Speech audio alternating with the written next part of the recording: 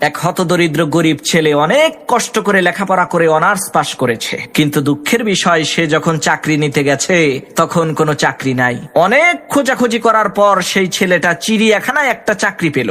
আল্লাহর কি কুদরত, সেই ছেলেটা চাকরি পাওয়ার কিছুদিন পরেই ওই চিড়িয়াখানার বাঘটা মরে গেল। তখন চিড়িয়াখানা কর্তৃপক্ষের লোকেরা চিন্তিত হয়ে পড়ল, এখন কি করা যায়, কারণ চিড়িয়াখানায় বাঘ না থাকলে তো দর্শকেরা চিড়িয়াখানায় টাকা দিয়ে টিকিট কেটে ঢুকবে না। তখন চিড়িয়াখানা কর্তৃপক্ষের লোকেরা বাধ্য হয়ে ওই অনার্স পাশ করা ছেলেটাকে বলল, তুমি যদি বাঘের পোশাক পরে চিড়িয়াখানার বাঘের খাঁচার মধ্যে ঢুকে বাঘের মতোই তর্জন গর্জন দিতে পারো, তাহলে তোমার বেতন আমরা ডাবল করে দেব।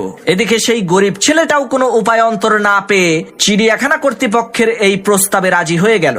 নিয়ম অনুসারে যথারীতি প্রত্যেক দিন সে সকালবেলা বাঘের পোশাক পরে বাঘের খাঁচায় ঢুকত এবং বিভিন্ন অঙ্গভঙ্গি আর কায়দা কসরত দেখিয়ে দর্শকদেরকে আনন্দিত করত। এইভাবে ভালোই চলছিল তার সময়। একদিন হঠাৎ করে সে খাঁচার মধ্যে খেলা দেখাতে গিয়ে খাঁচার সেই পুরাতন বেড়া ভেঙে তার পাশেই থাকা সিংহের খাঁচার মধ্যে গিয়ে পড়ল।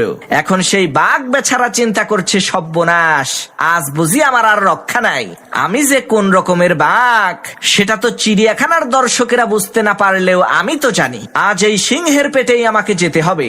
এই চিন্তা করে সেই বাঘ বেচারা দুয়া দরুদ পড়া শুরু করেছে। অমনি ওই সিংহ বলতে লাগলো, বাঘ ভাই, তুমি চিন্তা কইরো না, আমিও সিংহ না, আমিও তোমার মতো অনার্স পাশ করা একজন বেকার ছেলে, পেটের দায়ে সিংহ সেজে খেলা দেখাই।